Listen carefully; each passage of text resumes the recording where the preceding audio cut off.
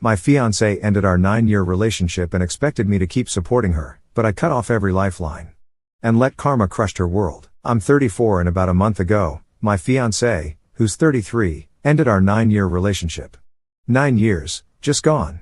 She didn't do it with a fight or even a big conversation. No, she sat me down one evening and said, "I don't love you anymore." That was it. No warning, no build-up. She didn't seem upset or conflicted about it either. It was like she'd already moved on in her head and I was just catching up. I asked her if I'd done something wrong, maybe I'd missed something, some sign she was unhappy or a problem she wanted to talk about. But she just shook her head and said, "No, you didn't do anything wrong. I've just fallen out of love. I don't think I've ever felt more blindsided in my life. It's not like I thought we had the perfect relationship, but we were solid, or so I thought. I loved her, and I genuinely believed we were building a life together. I supported her in everything, even when she decided she didn't want to work anymore. For 7 years, I was happy to take care of her because I loved her and thought we were a team. But apparently, she didn't see it that way. I sat there in shock, trying to process what she just said. She seemed so calm, like this was no big deal. Meanwhile, my head was spinning. I asked her if this was really what she wanted, if there was anything I could do to fix things. She just nodded and said, "Yes, this is what I want." At that point, I realized there was nothing more to say.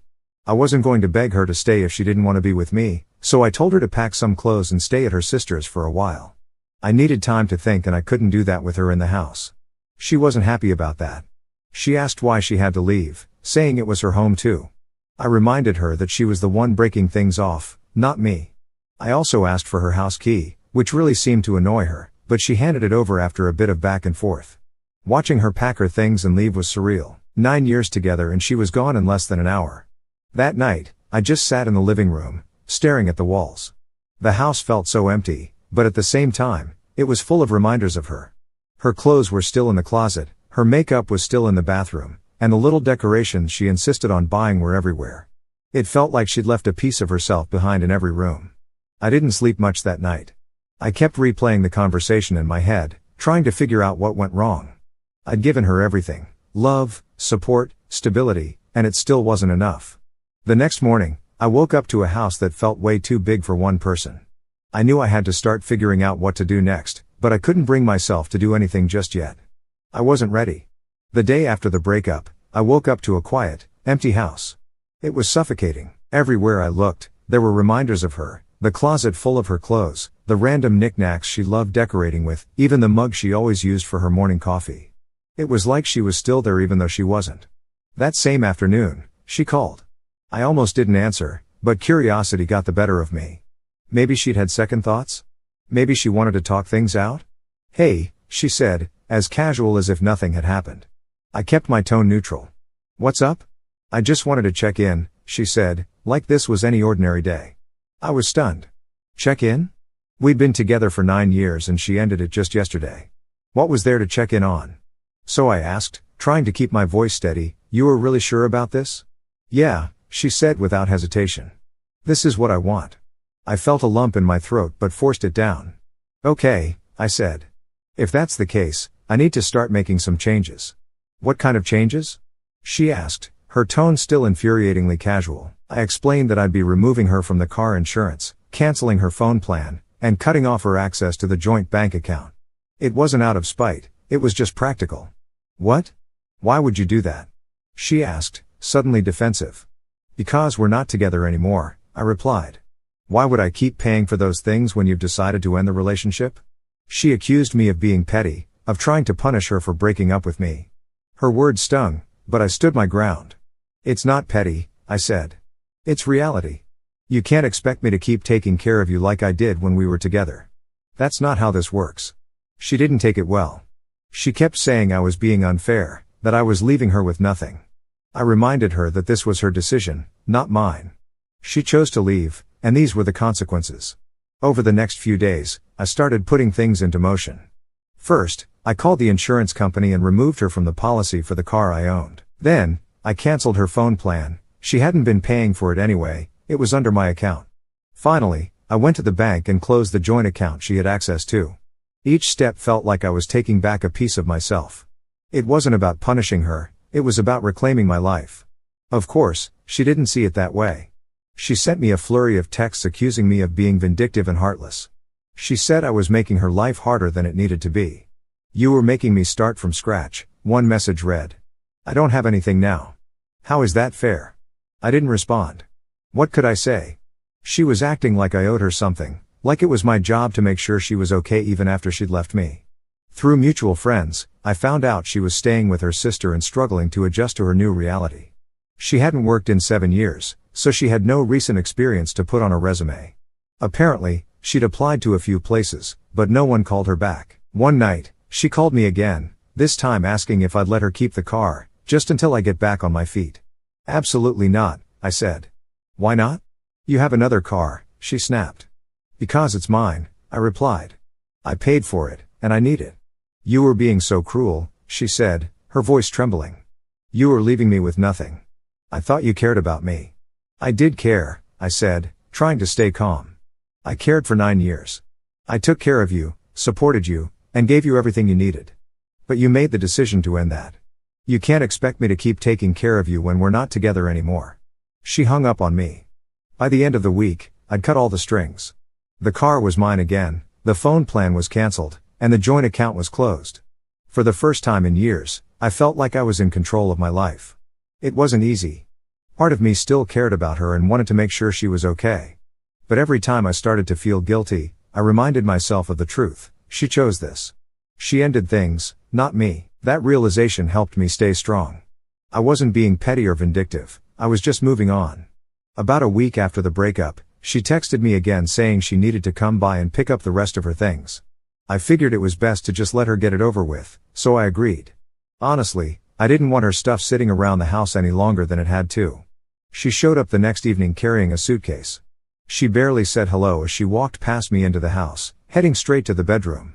I stayed in the living room, trying to give her space, but I could hear her rummaging around, drawers opening and closing, hangers clattering. Every sound grated on my nerves. After a while, she came into the living room holding my laptop. "What are you doing with that?" I asked, already feeling the tension rising. "I'm taking it," she said matter-of-factly. "I use it all the time anyway." I couldn't believe what I was hearing. "No, you're not," I said firmly. "That's mine. I paid for it. Just because you used it sometimes doesn't make it yours."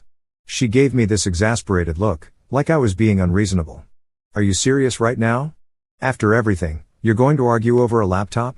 "Yeah, I am," I replied, "because it's mine." Her expression shifted from annoyed to angry. "Wow, petty much?"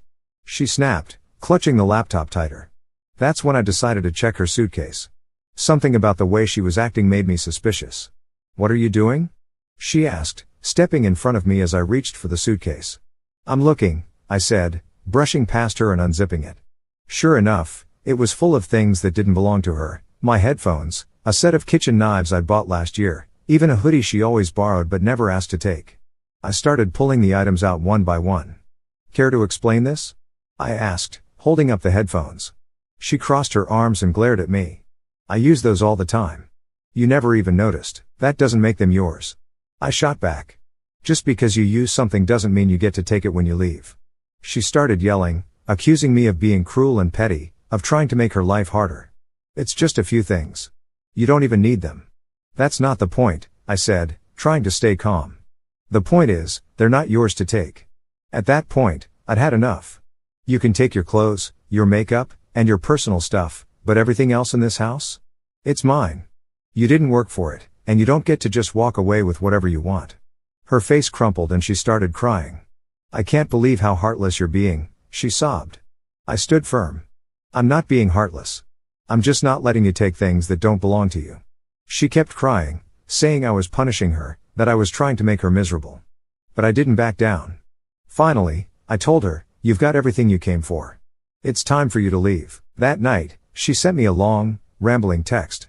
It was full of the same accusations. I was being unfair, I was making her life impossible, I was punishing her for breaking up with me. I didn't bother responding. At this point, it felt like no matter what I said, she would twist it into something else to paint herself as the victim. Over the next few days, I started going through the house and packing up the rest of her stuff. There wasn't much left, just a few odds and ends she hadn't bothered to take. I put everything into a box and left it in the corner of the garage. I considered texting her to come pick it up, but honestly, I didn't want to deal with her anymore. If she wanted it, she could ask for it. I wasn't going to chase her down to return her things. Mutual friends started reaching out, saying she'd been complaining about me to anyone who would listen. According to her, I was this bitter, vindictive ex who was doing everything in my power to make her life miserable. It was frustrating, but I didn't let it bother me too much. People could believe whatever they wanted. I knew the truth, and that was enough for me. By the end of the week, I felt like I'd finally taken back control of my space. The house was mine again, free of her stuff and her presence. It still felt a little empty, but for the first time, I felt like I could start moving on. A few days after the fight over her suitcase, I thought things might finally quiet down. I had packed the rest of her stuff into a box and was ready to move forward. But, of course, she wasn't done. She called me late one evening and, against my better judgment, I picked up. I figured maybe she wanted to arrange to pick up the box or apologize for the argument. Instead, she sounded desperate, almost panicked. "I need help," she said, her voice shaky. I stayed silent for a moment, unsure of what to say. "What kind of help?" I asked cautiously. "I can't find a job," she said, her voice breaking. "It's been so long and no one's calling me back. I've tried, but it's like I don't even know where to start." I sighed, leaning back in my chair. "I'm sorry to hear that, but I don't know what you want me to do about it." Her tone shifted, becoming sharper. "You could help me for starters. I gave up my career for you. The least you could do is help me get back on my feet." That line hit a nerve. "You didn't give up your career for me," I said, keeping my voice steady. "You chose to stop working because you didn't want to anymore. I supported you because I loved you, but don't act like I forced you to quit." She started crying then, telling me how hard everything was and how much she was struggling. She said her sister was getting tired of her being there and was pressuring her to find a job. "I have nothing right now," she said through sobs. "I'm sleeping on a couch, I have no money, and I don't even know how to pay for groceries. How is that fair?" I paused, choosing my words carefully. "I'm sorry you're in this situation, but this isn't on me. You ended the relationship, and with that, you ended the financial support that came with it. I can't keep taking care of you when we're not together." Her tone turned angry. "Wow, so that's it? 9 years together and you're just going to leave me to suffer?" "You made this choice," I said firmly, "not me." She hung up without another word. Over the next week, the texts started pouring in again. At first, they were emotional, filled with regret and apologies. She said she missed me, that she had made a mistake, that she was struggling to adjust to life without me. But when I didn't respond, her tone shifted. The messages became bitter, accusatory. She called me heartless, selfish, and even cruel. She said I was punishing her for the breakup and ruining her life. It was hard to read, but I forced myself to stay firm. I knew if I caved now, it would never stop.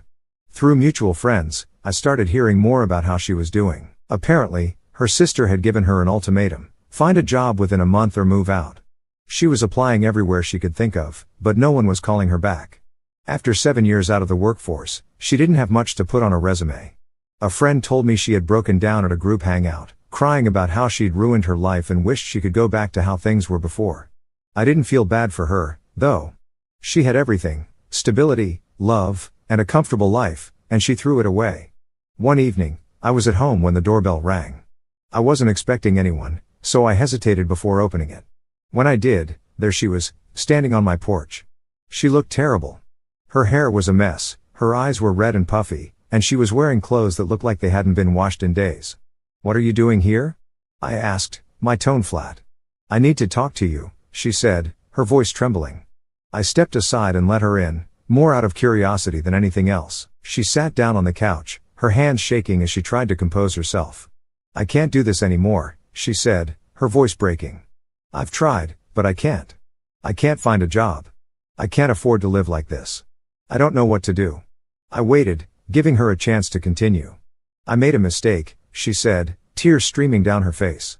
"I thought I could handle this on my own, but I can't. I miss you. I miss us. I still love you."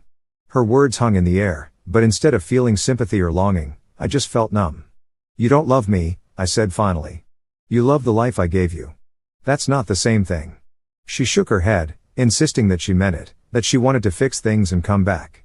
"I can't help you," I said, standing up. "You made your choice, and now you have to live with it." She begged me to reconsider, saying she'd do whatever it took to make things right. But I wasn't interested. I had given her everything for 9 years, and it still wasn't enough. I wasn't going to give her a second chance to take advantage of me. "It's time for you to leave," I said, opening the door. She hesitated for a moment, her eyes pleading, but when she saw I wasn't changing my mind, she got up and walked out. As the door closed behind her, I felt a wave of relief. For the first time since the breakup, I felt like I had truly closed the door, both literally and figuratively, on that chapter of my life. After that final confrontation, I knew it was over for good. She had begged, cried, and made every excuse in the book, but none of it changed what I knew deep down. She didn't miss me, she missed the life I gave her. For the first time in a long time, I felt free. No more guilt, no more second-guessing myself. I wasn't responsible for her anymore, and it felt like a weight had been lifted off my shoulders. A few days later, I got a text from a mutual friend. Apparently, her sister had finally kicked her out. She'd missed her deadline to find a job and had been refusing to contribute financially, so her sister gave her no choice but to leave. I wasn't sure where she went after that, and honestly, I didn't want to know. I heard she had managed to find a part-time job at a local cafe. It wasn't much, but it was enough to keep her afloat, barely. She was staying in a tiny apartment, scraping by with what little she had. Mutual friends told me she was miserable, constantly complaining about how hard life was and how unfair everything had been. But here's the thing, I didn't feel bad for her. She made her choices. She decided to leave me, and she had to live with the consequences. Around that same time, I started seeing someone new. Her name's Natalie, and she's everything my ex wasn't. We met through a mutual friend, and at first, I wasn't sure if I was ready to date again. But Natalie changed that. She's smart, independent, and hardworking. She has a great career as a project manager in her own place. She doesn't need me to take care of her, she's perfectly capable of standing on her own 2 feet. Being with her felt refreshing. For the first time in years, I was in a relationship where both people contributed equally. When I told her about my breakup, she was shocked at how much I'd done for my ex and how little I'd gotten in return. "You deserve better than that," she said. And for the first time, I actually believed it. One evening, while Natalie and I were having dinner, I got a notification on my phone. It was a message from my ex. She'd found a way to contact me through a new number. The message was long, emotional, and filled with regret. She said she couldn't find stable work, that she was barely making ends meet, and that she'd made a mistake leaving me. She ended the message by asking if I would consider letting her move back in, just until I get back on my feet. I showed the message to Natalie, who raised an eyebrow. "What are you going to do?" she asked.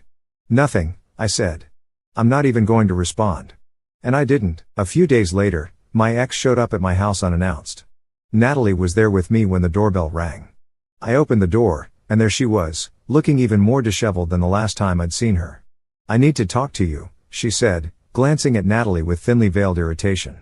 "There's nothing to talk about," I said, keeping my voice calm. She started crying, launching into the same story I'd already heard. She was struggling, she had nowhere to go, she'd made a mistake. She begged me to let her move back in, saying she'd do whatever it took to fix things. But I wasn't having it. "You don't love me," I told her. "You love the life I gave you. That's not the same thing." She kept crying, insisting that she meant it, that she wanted to make things right. But I'd heard it all before. "I'm sorry you're struggling," I said, "but I'm not your safety net anymore. You made your choice, and you have to live with it. You don't get to come back just because things didn't work out the way you thought they would." She looked at me like she couldn't believe what I was saying, but I didn't care. I'd spent too long trying to take care of someone who never appreciated it.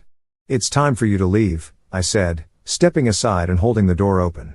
She hesitated, her eyes darting between me and Natalie. Then, without another word, she turned and walked away. After the door closed, Natalie looked at me and smiled. "I'm proud of you," she said. And you know what? I was proud of myself, too. For the first time in years, I was finally putting myself first. Now, I'm focusing on my future with Natalie. She's been an incredible source of support, and she's helped me see my worth in a way I hadn't before. I'm happier now than I've been in years, and I'm excited about what's ahead. As for my ex, I don't know what happened to her after that night, and I don't care. She made her choices, and I made mine.